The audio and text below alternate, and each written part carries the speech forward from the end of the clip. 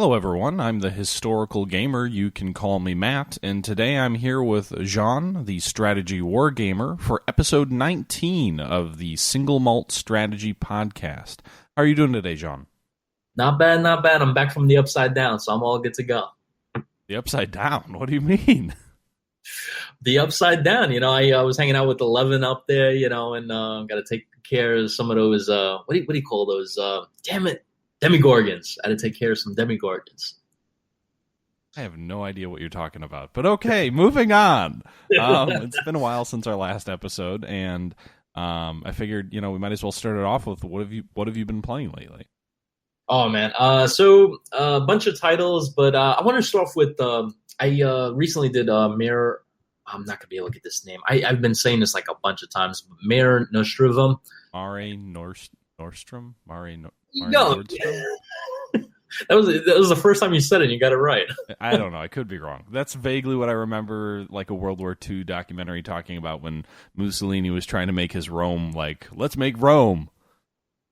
Oh, so that's what it was named after. Okay, I saw this and I played it was just released by Matrix, and it's an ancient naval wars battle game. And it was really cool. But the game that I wanted to talk about was I've been playing a little bit. It was Field of Glory 2. And I really like this game. So I got it a couple weeks ago, and I did a first impressions of it. And I was really kind of impressed with this game because it's, it kind of made me, it kind of like, I felt it was, and you're probably going to like come at me for after this, but after I mentioned this, but I felt this game was better tactically than a Total War game, like Rome Total War. I felt like this game kind of surpassed that in terms of how, in terms of tactics, in terms of strategy, because, it's basically, an ancient wars strategy game. And I believe one of the first eras that I played was where I was playing the Romans. And this game did one thing that I really loved that Rome Total War never did, was that it actually gave accurate numbers of the actual legions that were under my command. So if I had like 12 legions, right, they were, I think, roughly around 3,000 to 3,500 each. And as I was engaging barbarians, that number went from 3,500 to like 1,200 down to like, 400. And obviously I lost, but this game actually represented the actual numbers of an actual ancient battle, versus Total War where like you had, 20 legions, they were all 100 or 80, soldiers each. And, it just didn't feel immersive enough because it's like you have a whole massive army and the army numbered 800 soldiers because, that's all your computer can manage in terms of sprites. So you had 800 soldiers versus 800 barbarians. And it's just like, it took away from like the actual feel of what an actual ancient war battle felt like. So, if I had to honestly, like choose between Total War, Rome Total War, and Field of Glory 2, honestly, I would put my money in Field of Glory 2. That you say that. So just first of all, backing up a little bit, Field of Glory 2 is the new strategy turn-based war game that just came out. I believe, is it Byzantine Games who made it? It's published by Matrix and Slitherine. It's very much a turn-based ancients war game. So it looks at kind of the rise of Rome. And it's interesting you say that because the game is a tactical war game. You play individual battles, right? So you choose a battle you want to play. It can be any one of a number of historical fights. You can create your own fight. And there's a campaign, which I don't know if you've played around with that, but I don't fully understand. It seems like you create your own army in the campaign, at least when I tried to dabble around with it. It wasn't a piece of the game that was really what I was trying to get into anyway. I was more interested in looking at the historical battles. But you pick any one of a number of historical battles or create your own. You go into the battle. It's turn-based. You've got a whole bunch of units on your side. The other side, likewise. And you issue orders to your units and hit the turn button, and then they're resolved. But it's interesting to hear you say that because, yes, you have a unit that tells you it's what are the Roman units in cohorts? I think they're usually like 500 men per unit or so. But but it doesn't show you 500 men, just to be clear. It shows you maybe like 20 guys or less, and then it just has a number next to it that says it's 500. So, sure, unlike Rome Total War, it's not telling you it's a 200-man legion, but it's also not telling you that it's not showing you a 500, a 500-man legion or a 500-man cohort or whatever it is. It's representing that with a number, and then it gives you a few sprites to represent the actual unit, but it's not a 1-to-1 ratio. It's very much like Sid Meier's or Gettysburg or Scourge of War, in that a digital sprite does not represent a 1-to-1 relationship to the number of men in your unit. That's kind of hidden from you and in the background. I think you have to go into in the UI, the user interface, when you select the unit, you have to like look for it's on the bottom of the user interface, and it'll say like 3,000 soldiers or something like that. You have to like, and then but the cool thing I loved about it is when you engage another force, it'll say minus 300 or minus 100. So it felt real because it's like, I took out 300 of theirs, they took out 100 of mine, and it felt more realistic in terms of statistics of what an actual battle would feel like. Well, it also feels more realistic in the way units maneuver around, I think, right? So one of the frustrating things being a commander in this game is that I want my, one of my units to turn right. Well, it gives me a really clunky way to do that if they're already engaged, or sometimes I can't even do that. Once units are actually engaged, they become basically... you can order them to kind of keep attacking or not order them to attack, but you really don't have much more control beyond that until either, you decide, in some cases, maybe you can withdraw or something to that effect, or you get broken. But you really are limited in your maneuverability of your forces. And in some cases, it's also before the units are engaged. Like cavalry is just kind of sometimes difficult to maneuver around, or infantry can be difficult to maneuver around the battlefield. Especially, I've noticed when you've got like phalanx units that are more rigid units. If you're trying to move them nimbly around the field, it's not easy to do. And I assume that's intentional, trying to represent the historical limitations of commanders in the age that this takes place, which, as we said, is kind of the rise of Rome. So it's like the 3rd century BC, and then the maybe the 2nd century BC, all the way up to kind of around year 0. But it's very much is that late antiquity? I always screw up those designations, but it's basically ancients warfare, principally pre-empire, and it's a very good game. I haven't played it as much as I would like because it feels like every other day there's a new game coming out, and I just haven't been able to get a lot of time into it. But I agree there's an appeal to it. I haven't been a huge Total War fan of late. We can talk about that later as far as some new developments coming into the series. But it was a nice change of pace. I will say the one thing that was a little bit difficult for me is battles start off really interesting. And, one of the things I've noticed with this game is half the time I think I'm winning, I'm really about to get just get crushed because of just this delayed feedback, which I'll talk about in a minute.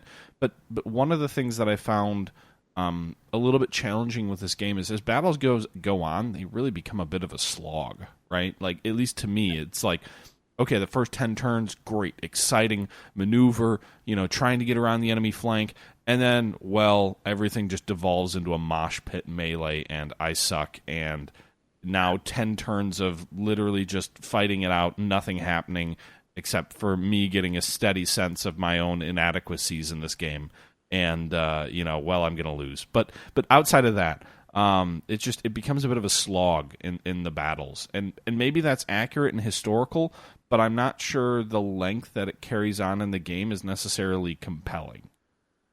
I noticed when you're getting into the actual tactical battles that the AI is really good.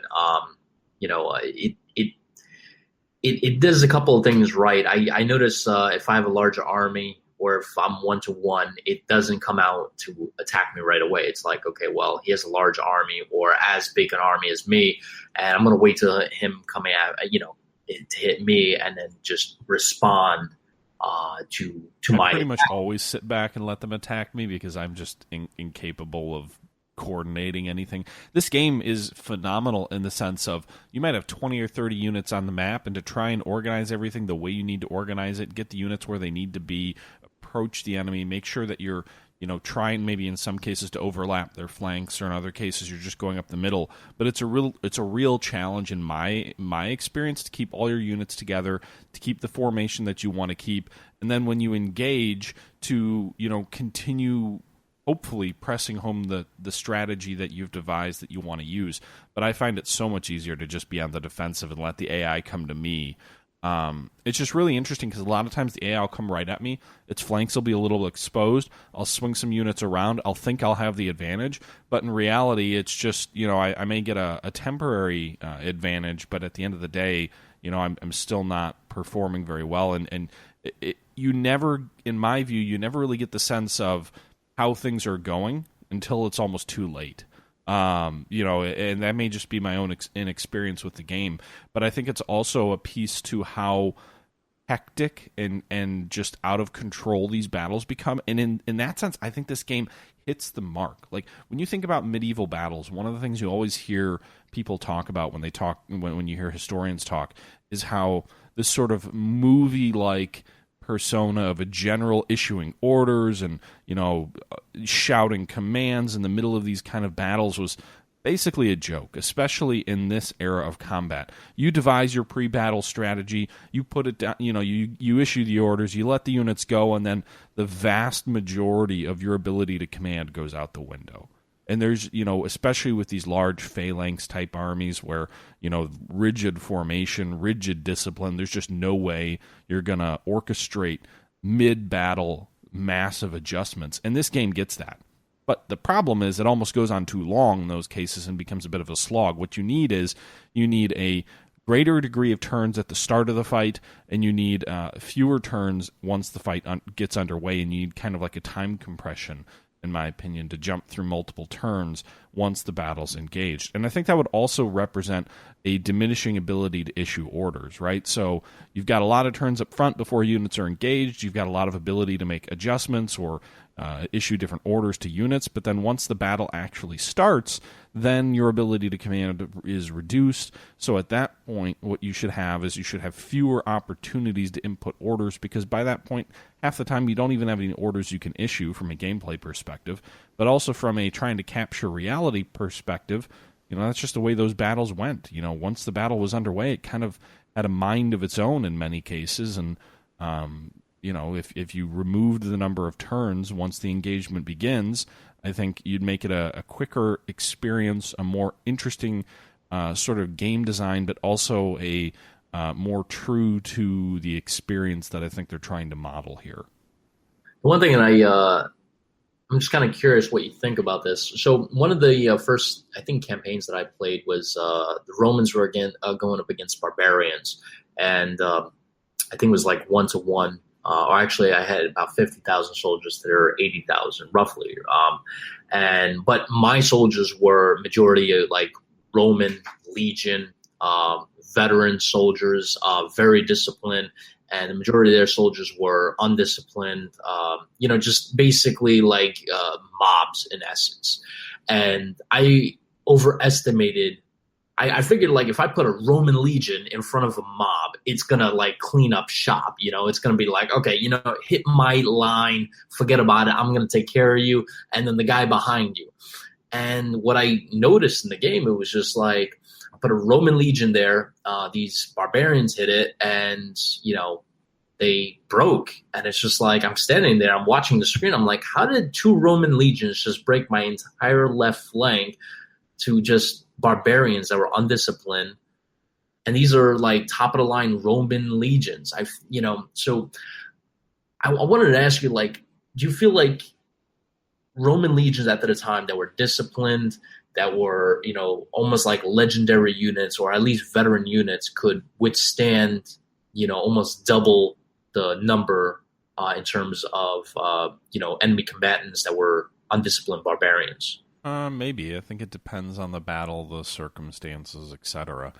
There certainly are records of them doing very well against numerically superior forces, and there's records of them being defeated in detail. So I don't know if it's a problem if they withstand too much in the way of enemy manpower. I think maybe it's just the tactics you were using. Maybe you're just not a very good general.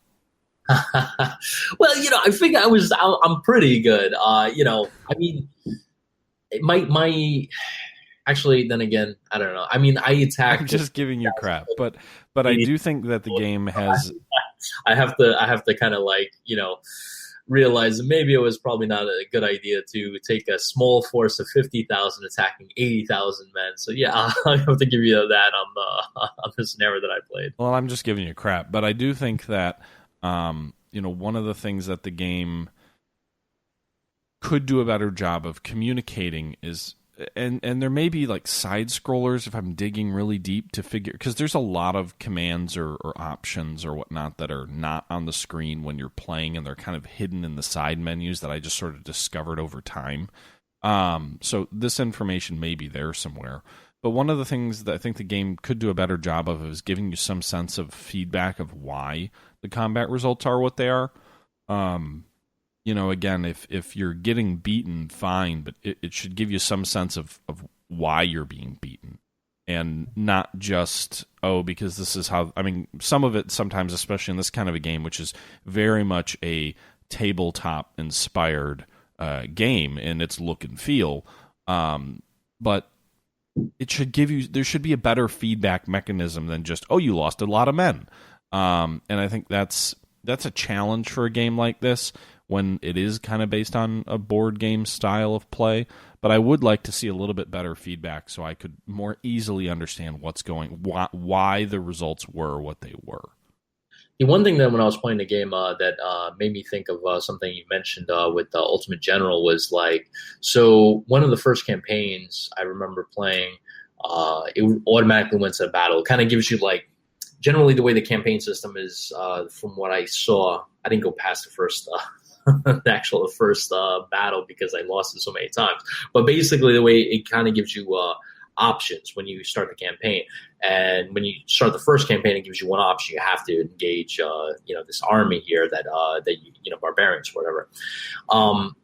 And you lose that battle, you lose the entire campaign, and it was kind of it made me think back to something that you said with Ultimate General Civil War, I believe, where I feel like it should, not automatically end the campaign and should go based upon that loss. It's all right, well, if you lost this battle, we'll create a what if scenario or move you over to another battle instead of just ending the whole campaign and say, all right, well, start it again, or that's it.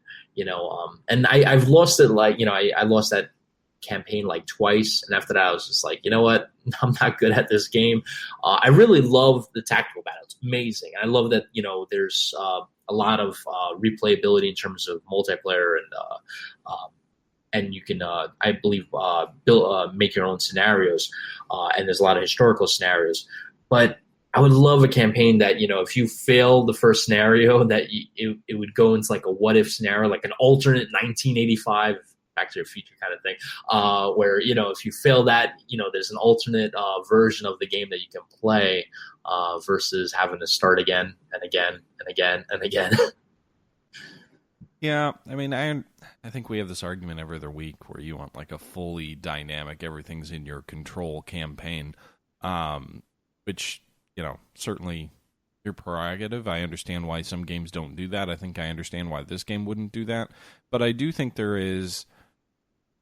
I think a campaign needs to be more than a series of linked battles, just like a series of linked battles. I think there needs to be a little bit more dynamism in it in order for it really to have value. In my view as a gamer, I find less and less interest in campaigns where it's wholly scripted and battle after battle after battle with no flexibility. That's kind of where I come from. But yeah, I don't know. I guess I don't have strong opinions on that. Yeah, I guess I'll leave it there. I don't have strong opinions on that. I think from my perspective, you need to have more than just here's battle 1, and then when you win that, you fight battle 2, and here's battle 3. There needs to be a better story being told. In my view, if you're going to be playing a campaign in a game, you're going to be playing it because there's some story to be told. The campaign is about storytelling. Yeah. And I don't get a lot of that from this campaign, but I also don't really get, or in this game's campaign mode, but I also don't really, I don't know, I didn't play this game to play the campaign mode. And I kind of played around with it a little and gave up on the campaign piece probably before I fully understood everything that was going on, because at the end of the day, I got this game so I could play tactical battles. And I think it does that really well. I had some gripes with regards to the visibility. I know, if you dig into all the different settings or whatnot, you can find a lot of what I was saying. It should be there in terms of like explain why things are happening the way they're happening. But I think the general UI could do a better job of explaining that without being overbearing. I guess I'm not one of these gamers who expects a fully pure and clean user interface in the way that I think a lot of game design is going, where it's like the less you can have, the better. Like nothing should be on the screen except what's going on, and one or two little variables. I'm fine with some additional information on the screen, and I guess I don't want to be bothered to try and have to like set up my game custom just for me, just for my play style. I'd rather it just, there be some kind of preset that I can choose, or better than even choose. It should just come that way. But again, that's just sort of me. I know that's not the direction that the industry's going. But yeah, overall, I found this game interesting. I'd like to play it more than I have, and I think it does a really good job at the tactical combat. I think the battles do tend to drag out a little bit long once they get going, but I like a lot of what I see here, and I think it's going to be the kind of game I keep coming back to over time. It's really well done for a tactical game with a hex, which, it's kind of hidden, but not super well hidden, but it's hidden somewhat. You click on units, you definitely get a sense of it being a hex-based game, but it's not kind of in the old traditional overlay of hex everywhere. Right. For a turn-based, hex-based war game, this game looks gorgeous. The units are awesome. It's not real time, but it's still it's a really good looking game. And overall, I really enjoy it.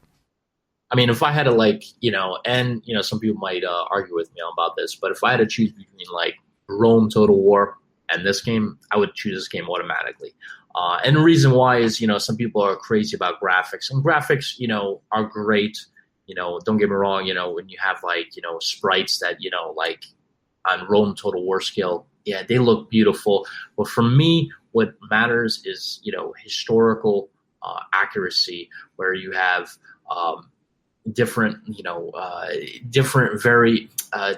different types of units, different levels of legions, legion regular, and then you have legendary units. You have elephants in this game. You have you just have a great deal of variety of units, on top of which, like you were mentioning before, if you're engaged in combat with another unit, you can't just pull away from them. It's just not that simple, because realistically, in that kind of combat scenario, you're not just say, all right, guys, stop fighting. We're going to go over to this side of the battlefield. It just don't work that way, and this game feels more real of what an ancient war battle would feel like. And if I had to spend my money on something like, if I wanted a game like that, ancient war battle kind of game, I would spend it on this, because, I honestly feel that Rome Total War, it has some great graphics, but it's lacking in a couple of pieces. One, historical accuracy in terms of number of units.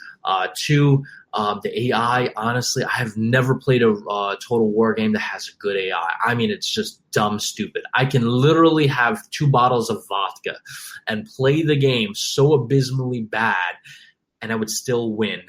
That's how bad the Rome Total War AI is. And last but not least is it's just so it's so simplistic in terms of what you can do with the game, in terms of units, in terms of in terms of basically not only the campaign but the tactical battles. It's just very simplistic. And this game, Field of Glory 2, it feels more for the grown. How do you? What's the word I'm looking for? Grognard, I think.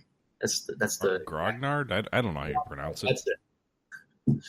It feels more for the grognard, person that's more appreciative, wants to get more deeper into what an actual ancient war battle feels like.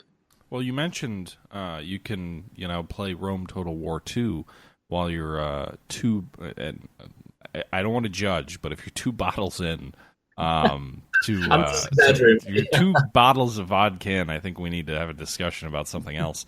But what are you drinking today, if anything? I was having a couple of beers. I had El Guapo today. So today I decided to switch from. I used to. What was it like? I think I had a bottle of vodka last week, and me and one of my friends polished that off. And this week I was just like, should I go? I was at the liquor store, and I was just like, should I get another bottle of vodka? Should I get?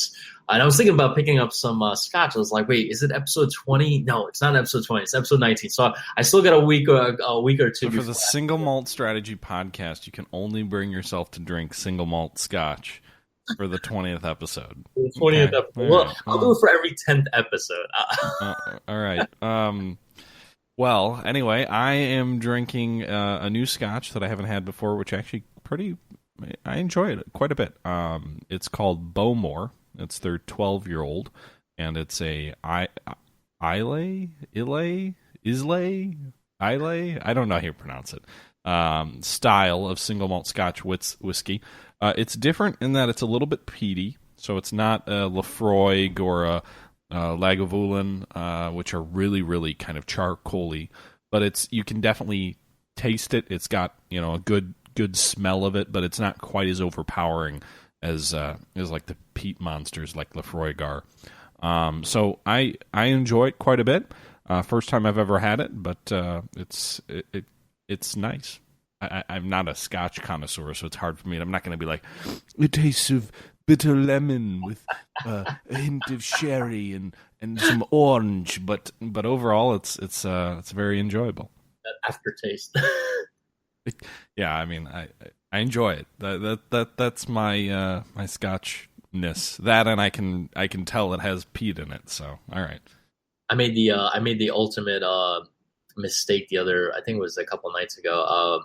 I went out, had a couple of beers. I got home and I was just like, I could go for another beer. And I was out of beer. I was like, damn it. I was like, there was a nice bottle of vodka there. I was like, only a quarter left. And I was like, you know what? Let me have like a glass or two of vodka. And the next day I was just like, damn. I woke up and I was just like, there's something sitting on my stomach. And, I was trying to go to like get some coffee. And I was like, you know what? You like buy a cat and it was laying on your stomach when you woke up, or? No, it was the daggone vodka or the beer or something, but it was not good. I couldn't leave the house for like 3-4 hours, and it was a civil war going on in my stomach. It was like one side of the vodka and the other side was the IPA, and they were just having a nice Rome civil war going on there. You know what they say?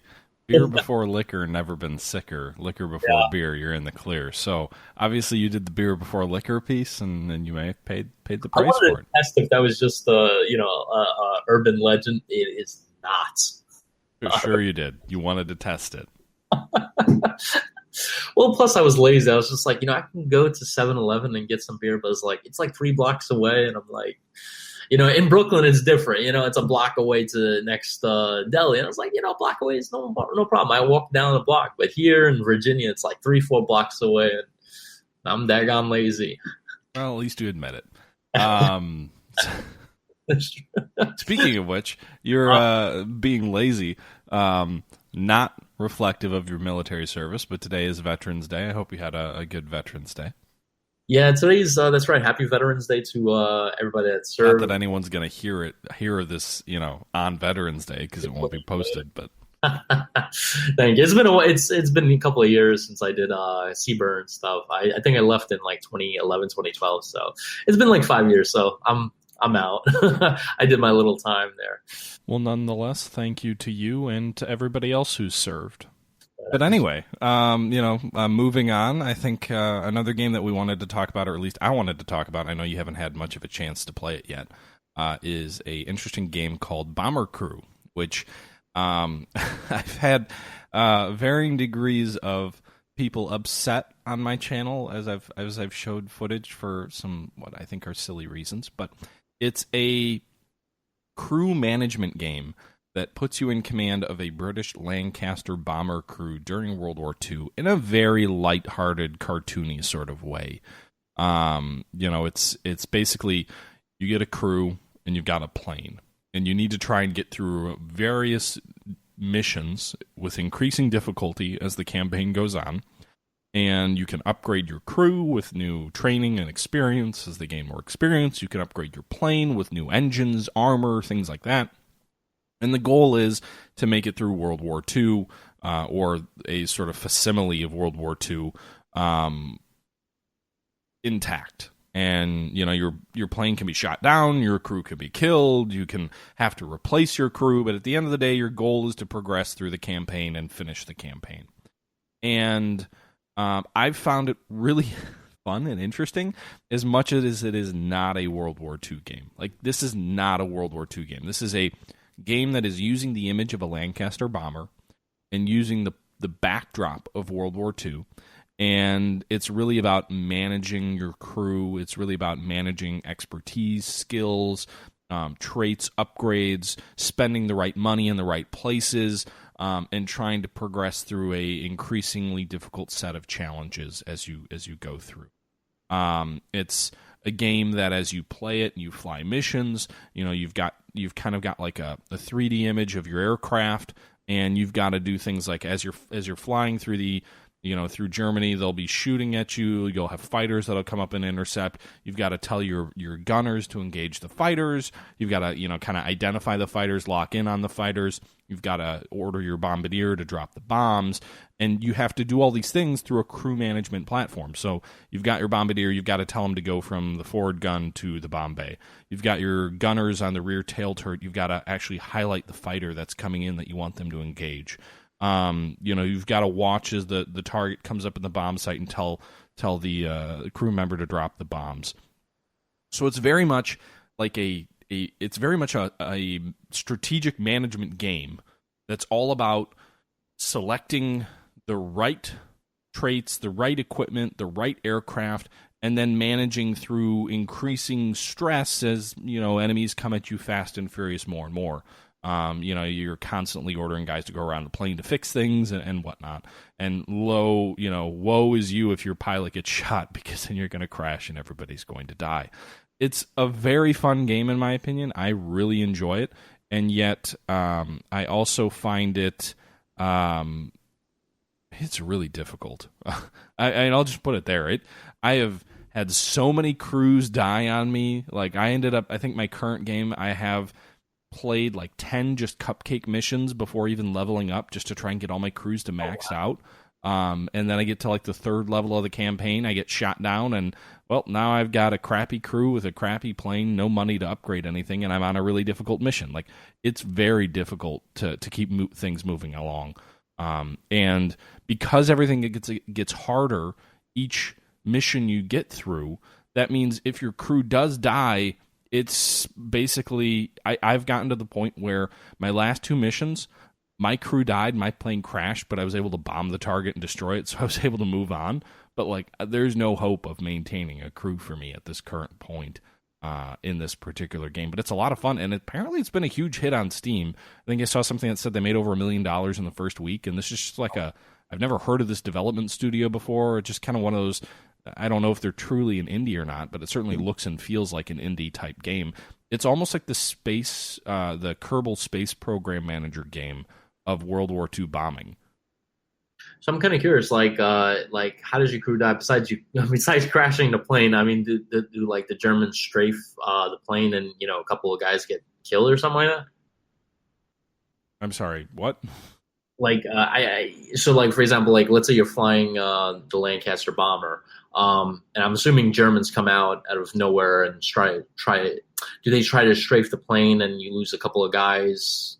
Well, they'll shoot the plane, and the plane will have a certain amount of like each component kind of has a certain amount of hit points, if you will. So like the engines can take a certain amount of punishment. The enemy will fly in, they'll shoot and target different parts of the plane.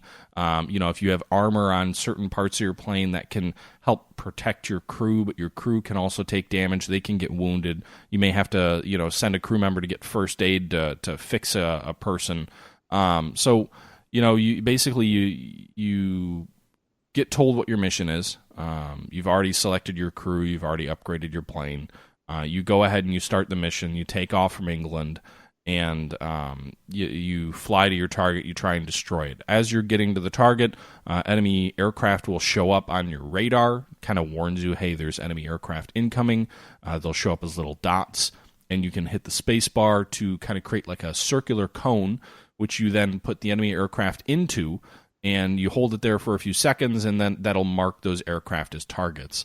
Any of your crew members on guns will start shooting at them as soon as they're in range and try and destroy them.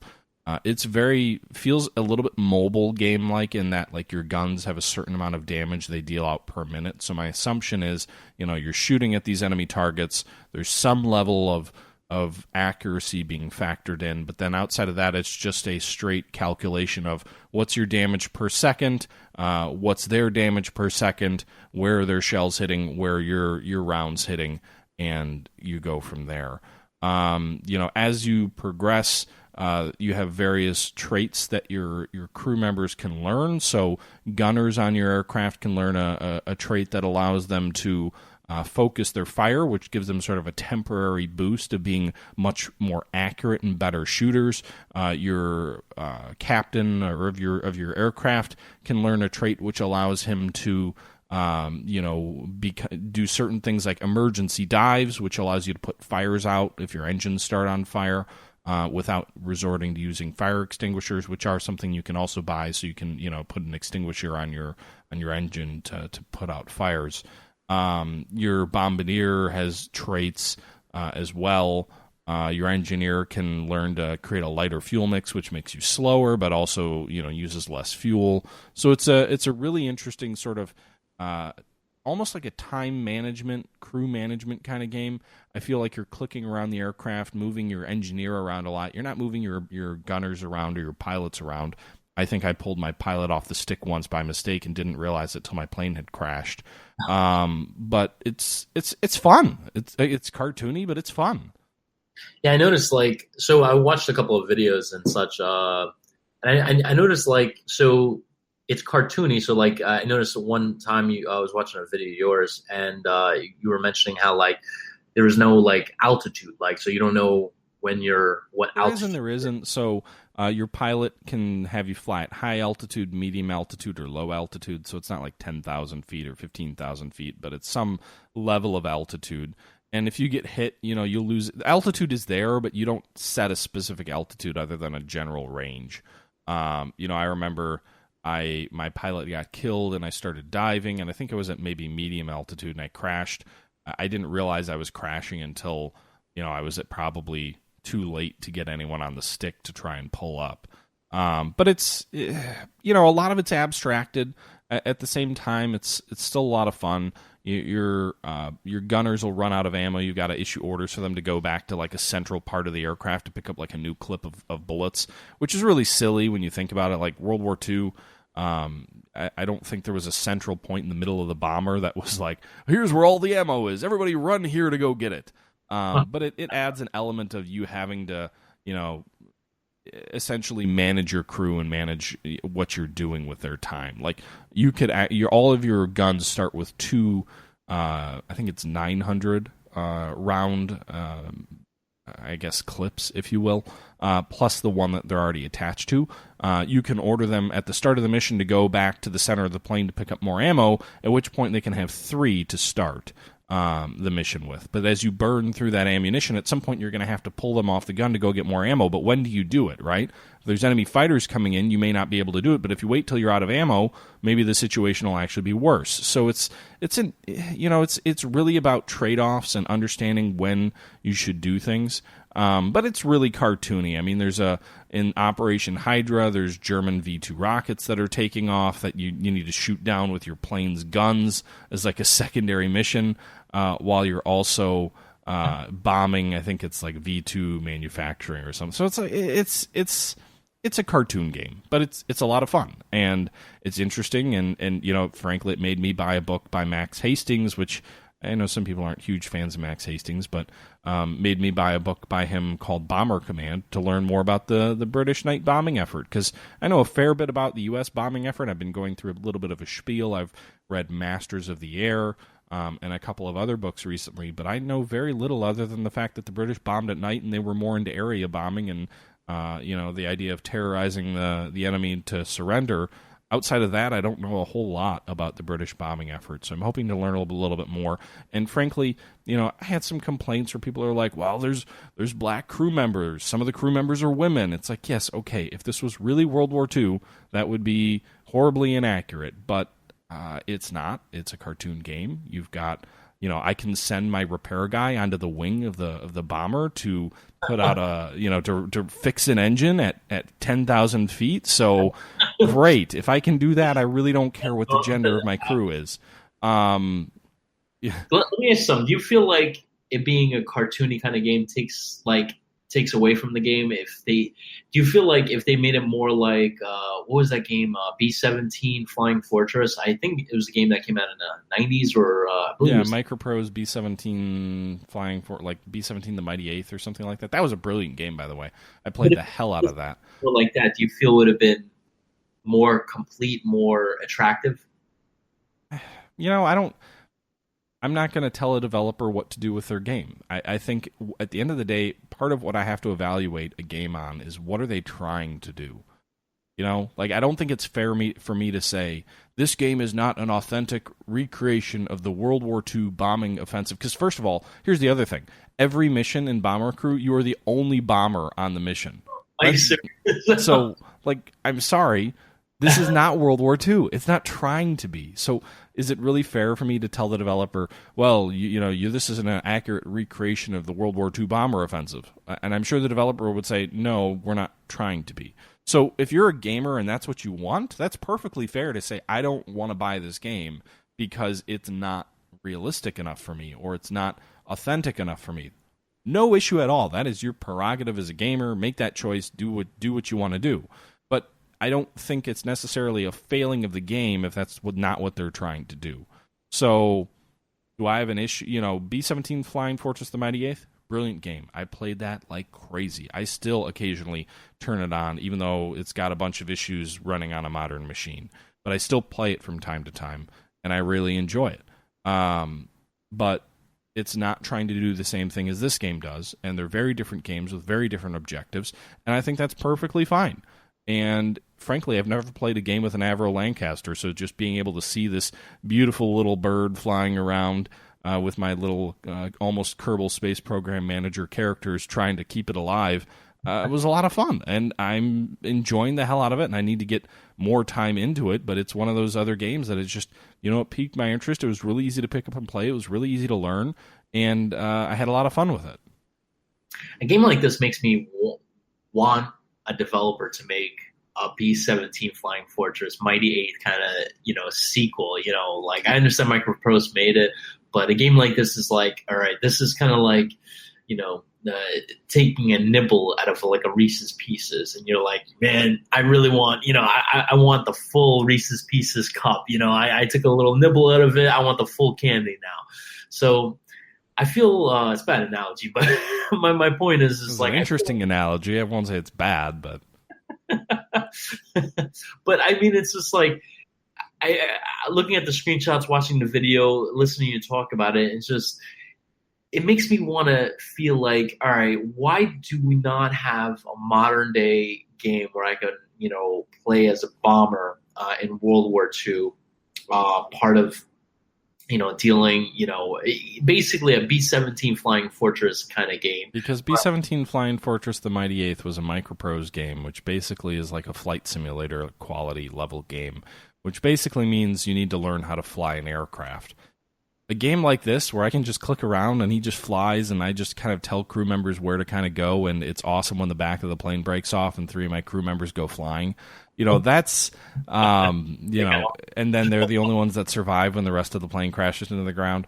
A game like that is just so lighthearted, casual, and fun that everyone is willing to buy it. Unlike a game like a microprose game where you have a 300-page manual and you've got to learn how to cold start a B-17. I'm exaggerating. You didn't have to learn how to cold start a B-17 in that. But it was still, there's a different level of effort, right? Like war games are games like that. If you want a full-blown flight simulator game and you want to, do the whole air war with the real scale and redo B-17 the Mighty Eighth, you can do that. It's going to be expensive to do, and not a lot of people are going to buy it.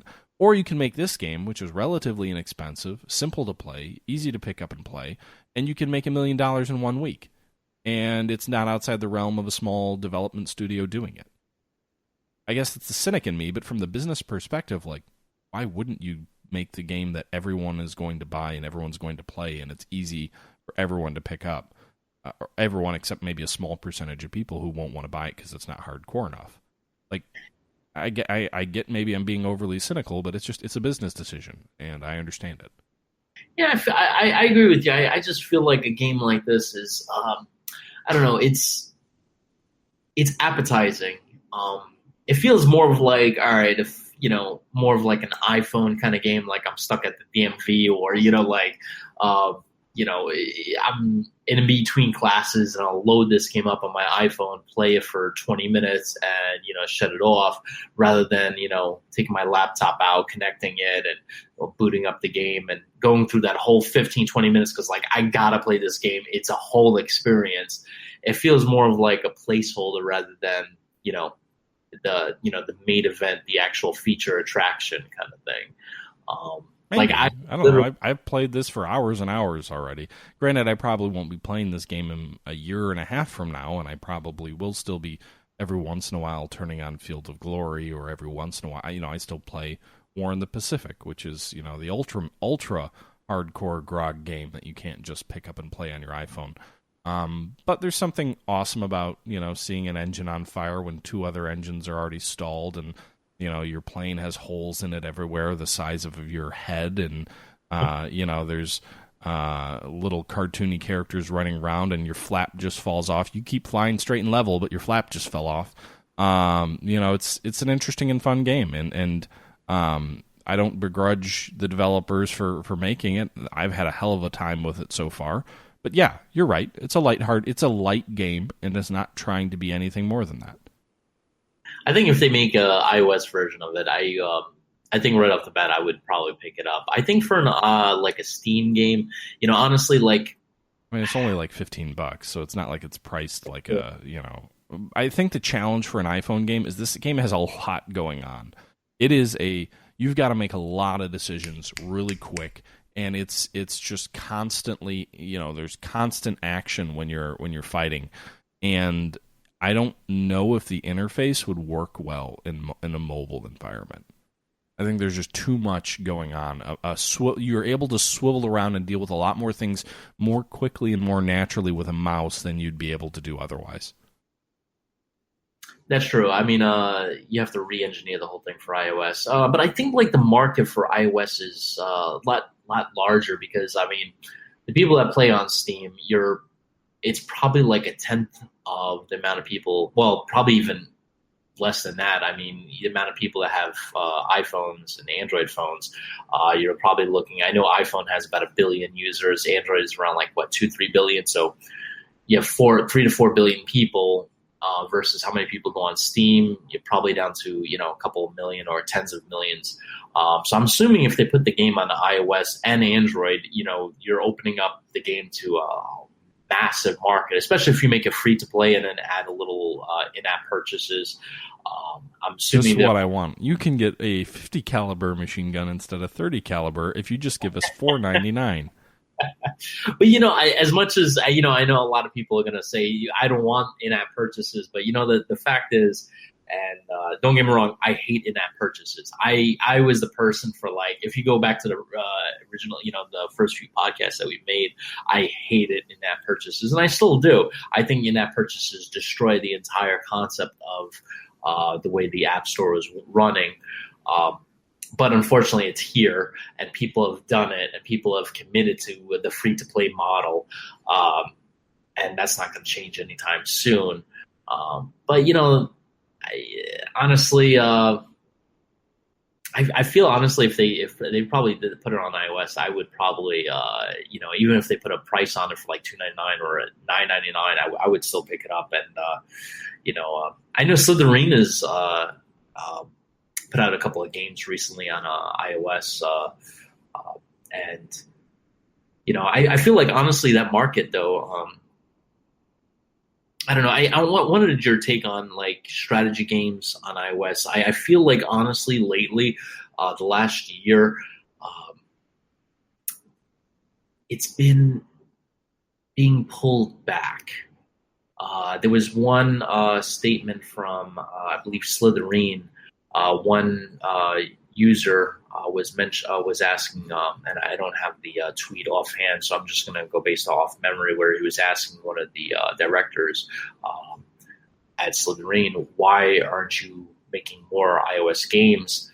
And he was mentioning how the free-to-play model has disrupted the entire process of putting strategy games that Slitherine and Matrix games have made, being ported over to the iOS platform, because people don't want to spend $10 or $20 on an iPad game or an Android game. They want it free to play, and if they like it, then they'll put $2 down or $3 down or $5 down. And with the games that we play, like Field of Glory 2, Battle of the Bulge, Drive on Moscow, games like that, you can't really do a free-to-play model. It doesn't work. And I'm guessing it's been more than just the free-to-play model. I think it's also the game is highly saturated. The market is highly saturated. I think what we're seeing on iOS and Android today, we will be seeing in the PC market, if not already starting to occur. We will end up seeing it occur in the next couple of years. I think really? Not that Slitherine won't make games. I think we're going to see a bit of a reaction to the fact that there's just so much stuff out there, and it's increasingly difficult to be discovered.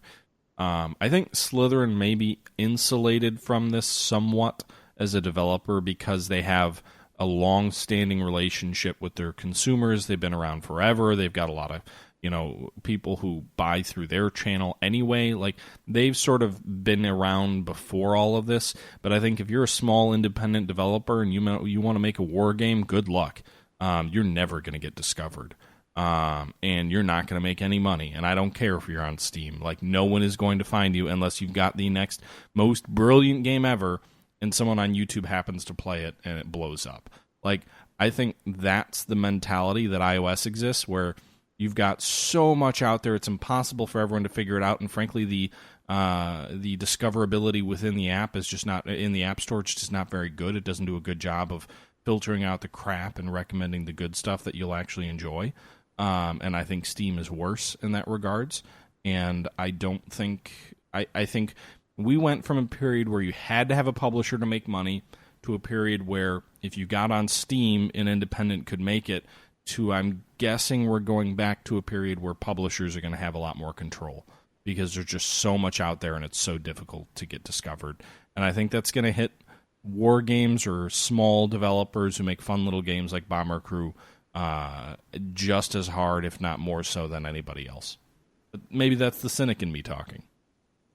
I think you're right. I mean, it's good. I mean, from what I noticed in Steam, I have to like find games. I literally spend, maybe like once every 2 weeks, I go through Steam and, I do a lot of keywords, and I literally go through all the new games that Steam, strategy game wise, that they came out with and I find like little pieces, nuggets here and there that are pretty good, that I like to buy and try out. But I completely agree with you. I feel like there's a lot of games out there, and it's hard to go through. But it's more than just that too. It's also the pricing, the model of Steam being a, driving the price of the games down to nothing.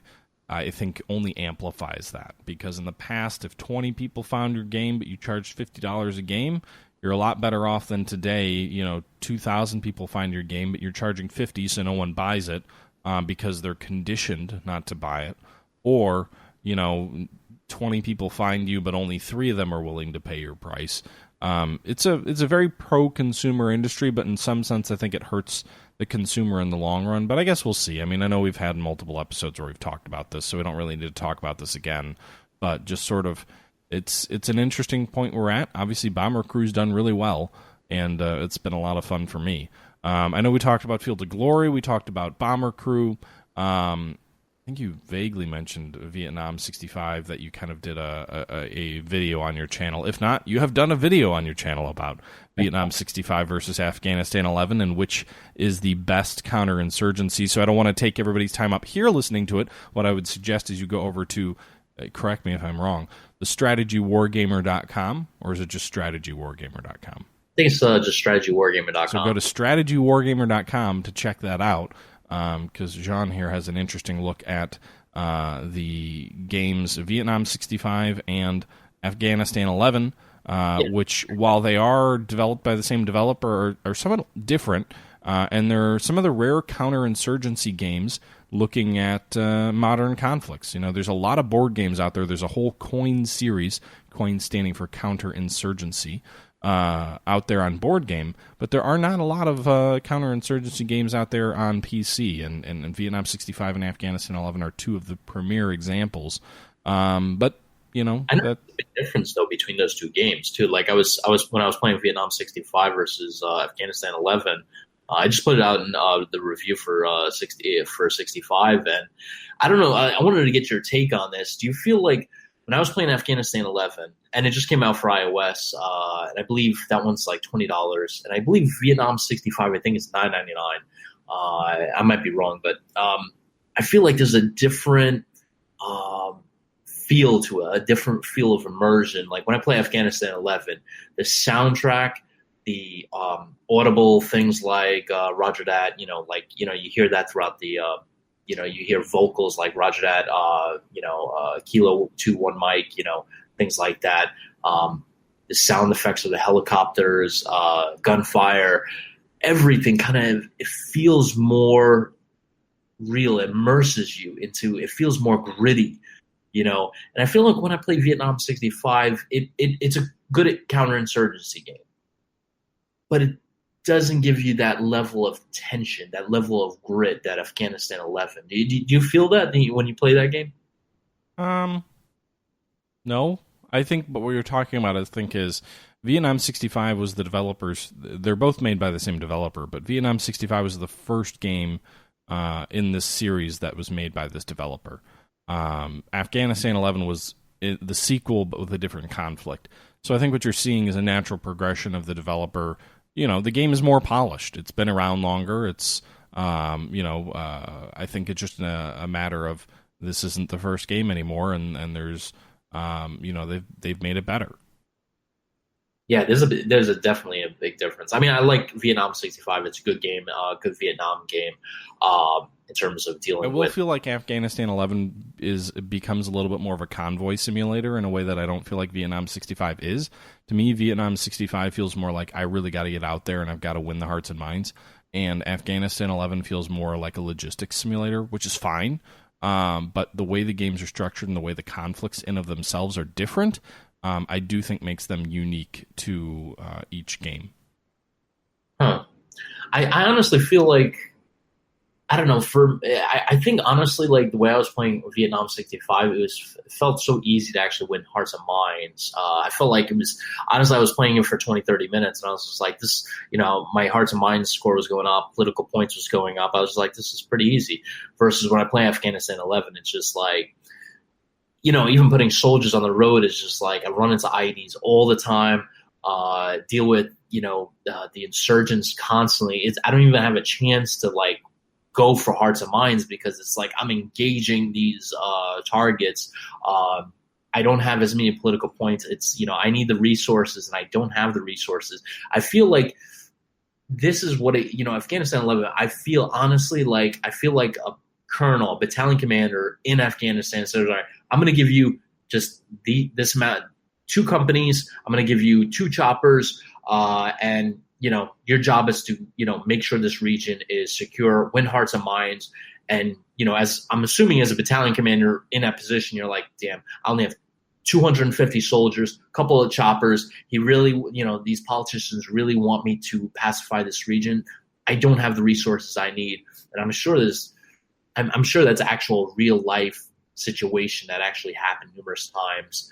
Where I feel like in Vietnam, it's like, wow, I have all these political points. It felt much more easier. I didn't feel the stress of like, all right, I need more troops. How do I get these guys here? I felt like I had enough choppers. I felt like I had enough soldiers.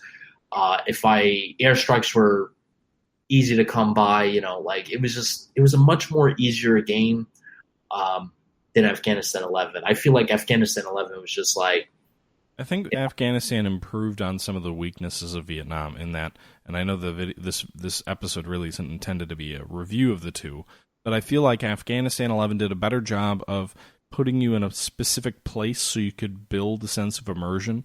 Vietnam 65 was almost too abstract. It was like, you're in Vietnam and you have these limitations, and over time you're going to need to pull troops out and you're going to need to Vietnamize the war. But it was so abstract. It was like, am I in the Ai Drang Valley? Am I in the Mekong Delta? Like, what's going on? Like, I have no idea. There's no politics. There's just sort of this political point meter, and I need to win the hearts and minds. And, like, there wasn't enough to go on. Whereas Afghanistan 11's scenario model, where it's like, you're in this valley in Afghanistan, you're dealing with this operation in Afghanistan, did a much better job of putting you in a sense of time and place that allowed you to build that sense of, I'm being asked to do this by a politician.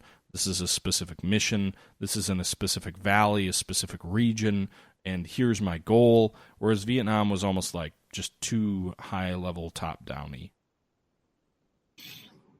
Yeah, I agree with you on that. I think, I don't know, I honestly, so let me ask you something, because I feel like, have you played both versions of the game, the desktop version and the iOS version? Yes. Well, no, I haven't played the iOS version, so I don't know why I said yes. I've played both Vietnam 65 and Afghanistan 11. I have not played either on mobile. So the one thing I noticed on mobile, which, I honestly, when I was playing Afghanistan 11 on mobile, and I have the mobile version on my hand right now, like on my iPad right here, and when I'm playing it, it feels like the full game. It's $20, and I believe the desktop version, I believe is $30. If correct me if I'm wrong, but I believe it's $30. And I really love that deal that that Slytherine's putting out for iOS, because you're literally getting the full game on your iPad for $10 less, and that. I guess that's the one thing that I'm. How do I say? I really, I'm a big proponent of tablet games. I know we covered this in the past, and I hate bringing it up, but like I really love that Slitherine is taking the lead and put a lot of these strategy games that they made on the iPad, and not only have they put it on the iPad, but reduced it in price, so you get the full game for a third less. But I feel like now that, like you were saying, the whole strategy game industry is changing, we're not going to be seeing that. We're going to see less and less of that. And from what I've noticed on Twitter, between communications, between directors at Slitherine and fans and stuff, that we're going to be seeing a lot less strategy games on iPad. And because of this, because of the last few weeks, I was thinking about upgrading my iPad. My iPad is 3 years old. And I was just like, you know what? It's time for a new iPad. I was going to invest like in the iPad Pro, which roughly comes out to close to $1,000. And I was like, you know what? It might be worth it. But the last couple of weeks, I've been noticing, all right, well, Slytherine's like hesitant to possibly invest more money into iPad because the market's changing. A lot of other game developers are not really making strategy games for the iPad anymore, not like they used to. And I'm at the point where I'm like, I might not get a new iPad. I might just, I don't know, like just if this iPad goes out, I might just keep to my smartphone and a laptop. And I don't know how you feel about that, but like that really, I really love having a tablet with me because it's much more portable. It's a pound, versus a 3-4 pound laptop. And I feel like the whole market, I feel like we're missing out. I feel like that train that Steve Jobs made where we were all supposed to switch over to the tablet, where the tablet was supposed to be the main PC for everybody, has morphed into something that... Well, no, I think it has more to do with the fact that there's two things here. Phone screens have gotten a lot bigger than they used to be, so the value of a tablet is less. And frankly, I think that's the main thing, really. But from a strategy game perspective, it's hard for me to relate because, frankly, I don't bring my...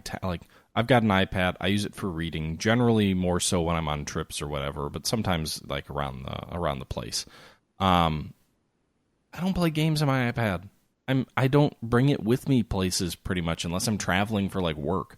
I don't. Like if I'm going out with friends, I'm not going to bring my iPad. If I'm going to a dentist appointment or something like that, I'll bring my phone. I'm not going to bring an extra device. Like it's a one more thing that I have to carry when I can do everything I want to do on my phone.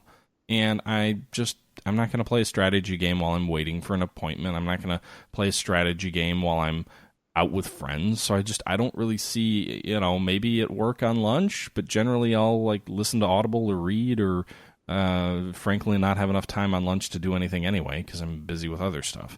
So I don't take public transit. Like maybe if I took public transit, it would be different. But I drive to work. So in my case, like I don't see a lot of value in having a tablet anymore in the same way as maybe when I was in college or something like that, where or maybe at other points in my life where I used to not, I guess, when I had more free time and I was just sitting around but I wasn't at home. Let me ask you something. Like when you like for example, all right, so if you're at work or let's say if you're coming out of school or something like that, and let's say you stop by a coffee shop or a place to eat, right? And you got like a half hour to an hour or 2 hours, whatever, to hang out. Honestly, like, I always have my phone with me, but my phone is not something that I'm going to 5.5 inch iPhone 7 Plus. I'm not going to watch a movie on that, or I'm not going to watch Stranger Things 2 on that because it's small. It's it's not going to give me that full experience, or at least but I'm not going to watch that like while I'm out and about. Like I'm the kind of person, if I want to do that, I'm going to sit down, I'm going to pay attention. I'll do that on my TV at home. I'm not going to do that when I'm like out in public or something like that. But I feel like my iPad is like the perfect size screen. It's a 10-inch display where I can actually watch a movie or a TV show or play a game. Like Afghanistan, I could play Afghanistan 11 on my iPad. It's a perfect experience. Twilight, I think it's the name of the game, Twilight, I could play on my iPad. Oh, that struggle. As well as, Commander of the Great War, I could also play on my iPad, which you can't play anymore because iPad dropped 32-bit support. But anyway, I could actually play these games on my iPad and not have to bring my laptop, which honestly, like, I understand some people are going to say, well, why don't you just bring your laptop? Yes, I have a MacBook Pro. But it's 3 pounds. It's a lot thicker. It's a lot wider. I'm going to have to, bring a big ass bag with me that it's going to like, bang into every freaking thing along the way, including people. I feel like a tablet, I get this small little, I throw it into my backpack. I don't even notice it's there. It's between two notebooks. If I bring my laptop with me, it's going to take a huge chunk of my backpack. or if I bring a bag with me for just a laptop, it stands out. It's not as portable. Yeah, I understand your predicament. I guess my point of view is I'm not going to bring my laptop anyway. I'm not going to bring my tablet. I'm just not going to do those things unless I'm at home. Oh, okay. I don't know. I feel like I want to move strategy gaming from the home to wherever I am on the go. I want to play. I want to be that guy that plays Afghanistan 11 on, during my lunch, or in between classes, or during the fire department in between calls, or something like that. If you're in a work environment like that, like I know you're talking about being the fire department, if you're in a work environment like that where you have a lot of downtime and you can do something like that, then that makes sense. Like my point of view is when I'm at work, I'm working. On my lunch, I'm trying to read. Like I'm bringing books at lunch to read because I want to read more than I do. And I suppose I could bring a tablet and play a game or something like that. But I don't know. Like in a corporate environment, I think it's more acceptable to be reading a book than playing games. But I don't know. I guess that's just me. Like if I took public transit, I probably would have bought a PlayStation Vita years ago. If I took public transit, I'm sure I would use my tablet more often, but I don't, and I don't have a lot of downtime at my work where like between things, it's kind of like running meeting to meeting, so like not going to do that. Really the only time I'd have is lunch, and otherwise than that, like I'm home. If I'm out with like my wife or I'm out with friends or whatnot, I'm not going to bring my tablet out then, so like I guess for me, it's just I don't resonate there. But anyway, not to cut you off. I know we've kind of been going for about an hour and 20 minutes, and I think we wanted to talk about one more topic quickly, and that is kind of what you're looking forward to next. And I bring this up because I'm really excited. I know you mentioned Total War before, but Total War recently announced a new DLC which is coming out on November 30th called Empire Divided, which is looking at the 3rd century crisis in Rome, so specifically the reign of Aurelian, who reunited the empire after it broke into 3 separate Roman empires. There was a Gallic/British Roman Empire, a Roman Empire in the east, not the Eastern Roman Empire, but I think it's called it was ruled out of Palmyra in Syria, and then there was the Roman Empire. And this game is supposed to start in 270 AD, so you've got barbarians on the gates, but you've also got a fractured Roman Empire, and I'm really excited about this. I don't know a ton about this time period, but I've already bought 5 books to try and read up on it and learn about it a little more. I want to create a series of videos that talks about the history of the Roman Empire, specifically in this period of time, as I play through it, because I think it'll be a lot of fun. I think it'll be really interesting. It's an interesting time period that I've never seen a video game cover before. I've seen a few people say there's been a couple of board games that have come out lately covering this time period. I think there's a GMT game about it as well. But it's a fascinating period to me because a lot of times we think of sort of the Pax Romana ending with the death of Marcus Aurelius, and then it's sort of this decline into madness and disintegration, and the East lasts, sure, but the West is doomed, and then people know a little bit around the time of the Huns. But there really were some incredible challenges that were faced by the Roman Empire in the 3rd century that, frankly, the Roman Empire, if you didn't have someone like Aurelian or someone like a Diocletian come around at the time that they did, the Roman Empire could have ended 200 years earlier. You could have had 2 centuries more of Dark Ages, and who knows how the world would be different, if the Roman Empire had lasted 200 years less and all of that had happened. So it's a rich period of history that I don't know a lot about. I think a lot of people don't know a lot about, but I think makes for a fascinating and interesting game. And I'm really excited to see that come out. I know I've been a little bit... I'm not into Warhammer at all. Like, I've never played Warhammer. It's not something that appeals to me. That's the latest version that they have, right? Yeah, well, that's what they like. I think the last historical release was Total War Rome 2. I think that was 3 or 4 years ago now. And the last couple of years, it's all been Warhammer, which good for them if they're making a lot of money on it, but there's just no appeal there to me. And I'm excited to see some new content come out for the historical chapters. So the Rome Total War game that they came out 2-3 years ago, you cannot play from the beginning of the Roman Empire to the end, I'm assuming, right? It won't be the beginning to end. I don't know when it'll end. I mean, I haven't seen an end date. Usually these DLCs are kind of shorter time periods, but the crisis doesn't end until at least 284. So there's at least a decade and a half of time in there. I imagine if they're only covering that amount of time, they'll give you like 4 seasons per year. to give you more turns to play. I'm not sure how that'll all work out. I hope it's more open-ended. I hope you can play for a little bit longer, because it's a really interesting period in Roman history, in my opinion. Yeah, I mean, I really like. I mean, Total War. We were talking about it earlier. The only thing about Total War, Rome Total War, and I think the whole Total War series is like, I don't know if you ran into this, but like the AI is. I mean, it's not. I mean, I even for Rome Total War 2, I was watching some. I was going to purchase it one time, and I was looking at some reviews for it, some gameplay video, and I was like, "Is it worth the money?" And when it came out, I was looking at some of the reviews, and some of the guys that were purchased it were like, "This AI is just completely retarded. I mean, it's just absolutely just balls to the wall. It's just stupid. It had no. I'm sure it's better now, right?" I'm sure May not be. I don't care. I play it for the spectacle. I play it for the empire management, the overcoming the challenges on the campaign map. The AI is retarded or struggles, to maybe put it more politely, in tactical combat, but it still makes up for what it lacks in intelligence, in raw numbers and sheer power. And I don't know. I'm not good at the game, I guess, so I still find it a challenge. I wonder how much they're going to charge for this. I'm glad to see that that they're going to actually go back to actual history versus this sci-fi Warhammer series. Which it's not a new release. Just to be clear, it's a DLC, so they're not abandoning the Warhammer. They're not. It's not a standalone release. It is DLC, and in terms of the price, let me double check.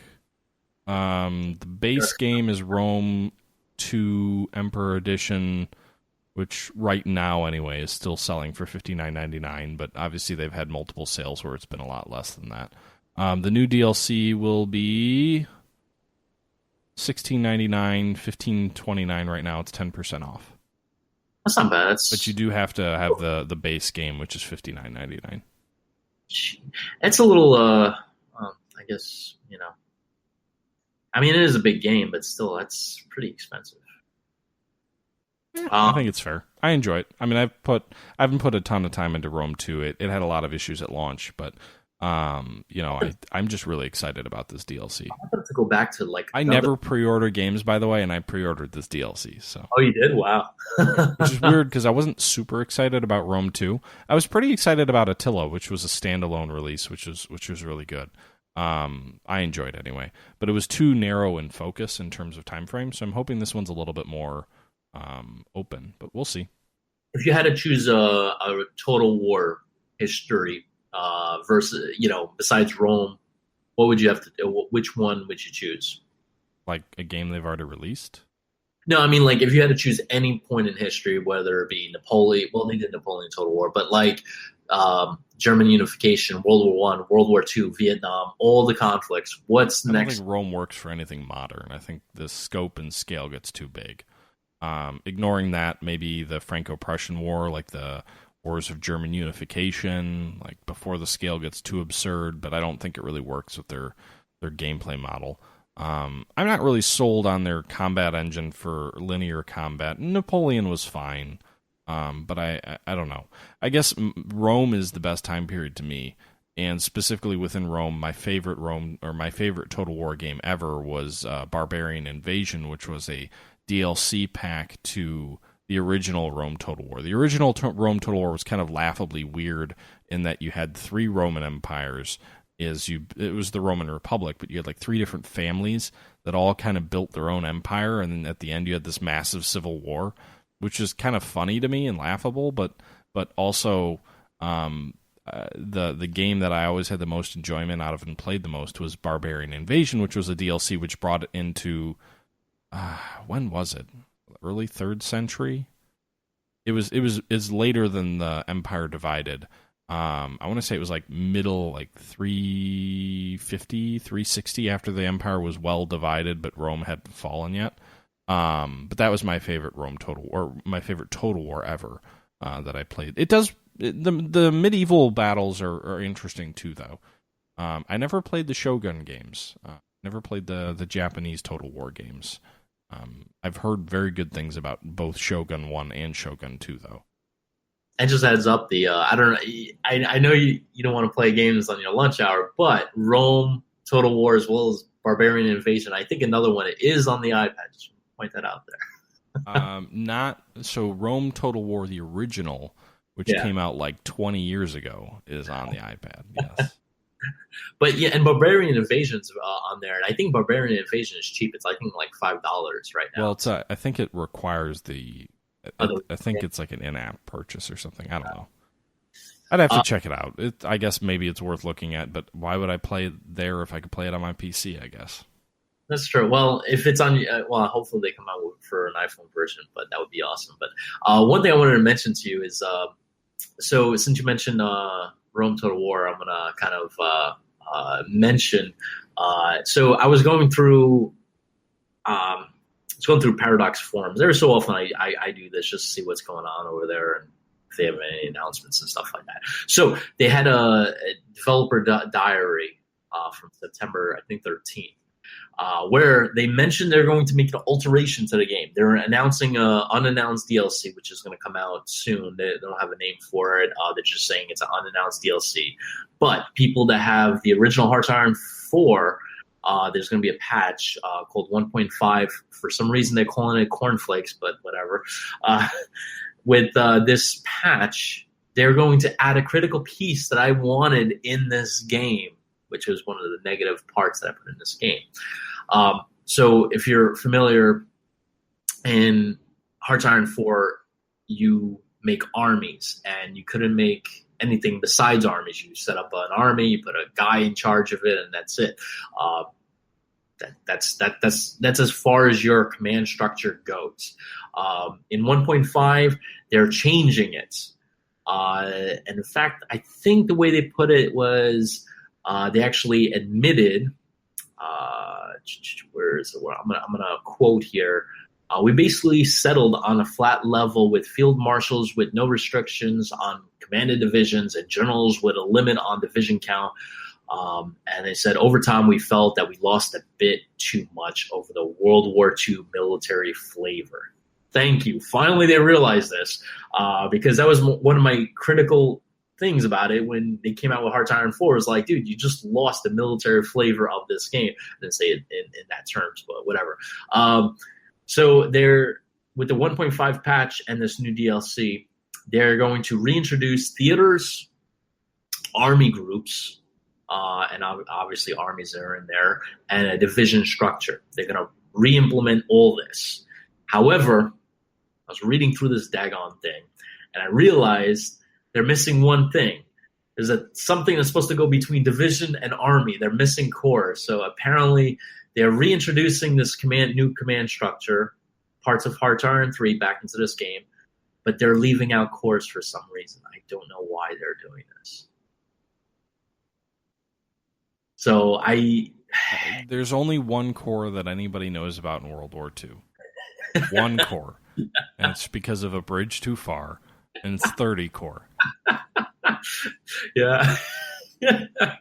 I know I'm exaggerating, and I'm sure some of our listeners will be like, wait a minute, no, I know. But seriously, okay, yes, it was an important army organization, but when you think about the American Civil War, you know the Second Corps under Winfield Scott Hancock. You know the Third Corps and their debacle at Gettysburg. The Corps was the fundamental building block of an army. Okay, that's probably not true. I should walk back from that statement. But the Corps was sort of the popular, if you're going to commit a force to an attack, it was going to be a corps, right? The Second Corps is going to defend the center of the Union line at Gettysburg. Longstreet's Corps is going to attack on the right flank. Ewell's Corps is going to attack on the left flank. Hill's Corps was leading the bulk of the morning action at Gettysburg. Corps operated independently during the Napoleonic era because of the way that a corps was really meant to be an army by itself that was a building block of an army, but it was a self-contained unit that could operate independently. In World War II, the corps still exists, but that idea of the corps being the most important element to committing a offensive action, to me, seems to have been lost. And I'm by no means a World War II expert, so I could be wrong. But my perception is the Corps loses its importance and the division gains its importance in a way that wasn't the case before, at least in terms of how we think about it in the sort of public sphere. I'm sure military historians would maybe have a different view of that, but it's almost like the Army becomes important because the Army commanders were famous, and then the division becomes important because, they have those cool little shoulder patches, and they did neat little things. But really, you lose the value of the Corps in there, at least in terms of public memory, during World War II. So whatever, I don't care. That's true. I found so check this out. So it's General Harrock's speech to 30 Corps. So, gentlemen, this is a story that you will tell You're your going to get us copyright striked over here. The plan is called Operation Market Gun. But yeah, that's every time I hear about the Corps in World War II, that's what the speech I always think about. But I agree. Yeah, 30 Corps. Like I said, the only Corps that you know about. But I completely agree with you on that. I mean, thinking about like other corps, I can't think. I mean, obviously divisions, 101st, 82nd. But you're right. Big Red One. Which one? I'm sorry. 1st Division, Big Red One. Big Red One. Yeah, but I mean, I would figure. I mean, obviously, probably because of history, we're more familiar with like, I'm more, obviously like 101st pops up in my head all the time because of, Bastogne and things like that. Big Red One, I believe they, I know they were with Operation Normandy, but I can't think of any other significant battles that the Big Come on, Red. you've never seen the Big Red One, the movie? Oh no, I never saw that. 1st Division fought in North Africa, then they fought in Italy, then they fought in Normandy. But there was the reason I'm not very familiar with that probably because there was not that many. I don't know, like. All right, I'm probably gonna. I have no respect for you. You've never seen the movie. Maybe Jack Nicholson or somebody was playing in a great movie involving the Big Red One. I would be like, oh yeah, I know about the Big Red One. I'll probably invest a little bit more about it. But yeah, I'm a little bit not familiar with Big Red One's I call it history in World War II. I'm more for I guess like for me I'm more in the Marine campaign. Like I'm more familiar with like what the 1st Marine Division did. I guess probably because when I went into the Marine Corps originally. Mark Hamill was in the movie The Big Red One. Who? Mark Hamill, Luke Skywalker. Holy crap! Really? Yeah. Private Griff, 1st Squad.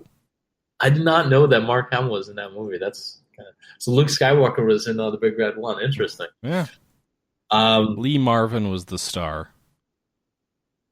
Oh, I think I know who Lee Marvin is. But I mean, honestly, if you had to like, I guess he was in The Dirty Dozen. Oh yeah, okay. I guess like, I think we all became more, at least for me, I became more familiar with like historic units based upon the TV shows or movies that came out. Like, for example, this movie, the TV series that Band of Brothers, talking about the 101st, and then you have even the Pacific War, the HBO series that came out with. I'm trying to think of Saving Private Ryan, Rangers. I guess I go from the movies to the books based upon my interest. I can't think of any other historic units. I know the Victory Division. I forgot the name of it. The 2nd ID had some... Third Armored. Third Armored, yeah. Third Armored. But I don't know. I guess... and this is... I think as you get into the World Wars, and more so modern day, the number of divisions has shrunk in the modern day military as war and technology have increased. And it was less true in World War II, but a lot of the units that remain are the famous units from World War II. The division increases its importance because there just aren't as many of them as there used to be.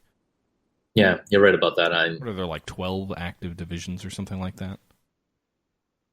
In the U.S. Army, I think it's more than that. I think I remember when I was going into the Guard, I remember it was like a couple, like 2 or 3 dozen. I remember seeing they had like a map of it. I remember in the one of the offices. I don't know if they were. I'm assuming they were all active. They were Army as well as National Guard. But just thinking about World War II, I'm kind of trying to like. The active U.S. Army has 10 divisions, 2 forward deployed in Europe, 1 in Korea, 1 in Hawaii, 6 in the continental United States. That's it? The remaining 8, there are also 8 National Guard divisions. So there are 18 divisions in the U.S. Army. That excludes the Marines. What about as of 2011? What? Army Reserve? I don't think it's counting those. Oh, okay. But I'm like thinking back to World War II. It's just really interesting how like we're more familiar with like the Third Army, First Army's movements, 30th Corps that we were just talking about, the British Expeditionary Force. But we're not like whenever I watch a documentary or read a book, they never talk about individual divisions, like the first first infantry division did this, or the second infantry division did that. I remember they mentioned the third armor division every so often, but it's not like they didn't mention it as often as like the 101st at Bastogne, or the 82nd along with the 101st landing at Normandy, or a bridge too far, things like that. It's just very interesting how history records the armies during World War II rather than like the first Infantry Division took this town versus that town and did a historic battle here. They would always say the First Army attacked along this corridor along with the Third Army along the southern corridor pushing toward That's because the scale is so huge. Yeah. You have 1 million men. It's really hard to focus on 20,000 of them and say what they did. The Civil War, I think the Corps was the easy one to focus on because generally they were given orders to do a specific task and the Corps would go and follow it out. And the Corps was a manageable size, which actually the Corps in the Civil War was basically the division in the modern army in terms of size. But yeah, I think that's the main piece. But I think we're dragging a bit here. We're like an hour 40 minutes in. So I guess with that being said, we probably should go ahead and wrap it up. I'm drinking my Bowmore Scotch. You're drinking your nothing. You had your beer earlier, and you're clearly not buying into this whole single. Let's remember the name of this podcast: the Single Malt Strategy Podcast. And actually, if we look at our logo, there is a Glencairn Scotch or Glencairn whiskey glass full, presumably, of either urine or scotch. I can't tell based on the hue. So it's single malt scotch. I'm for a change of name. Single IPA. IPA strategy. Although that certainly is not a bad name for a strategy podcast either. Double shot IPA. Yeah. Well, I'll leave that there. Any last word? Not last words. Anything you'd like to leave us with? The only thing I would like to say is if you haven't watched Stranger Things season 2, get your ass to Netflix and watch that. That was a great season. Okay, didn't expect a Stranger Things plug in this podcast. But, I had to. My second time watching the whole series. Oh God. Okay. Well, thank you everybody to who's still listening after an hour and 40 minutes of us rambling on a late Saturday night. It's actually no longer Veterans Day, but I will still raise my glass one final time to everybody who's served in the military. Thank you for your service. And until next time, guys, this is the Historical Gamer saying for the Strategy Wargamer, thank you all for listening, and we're out. Hooah.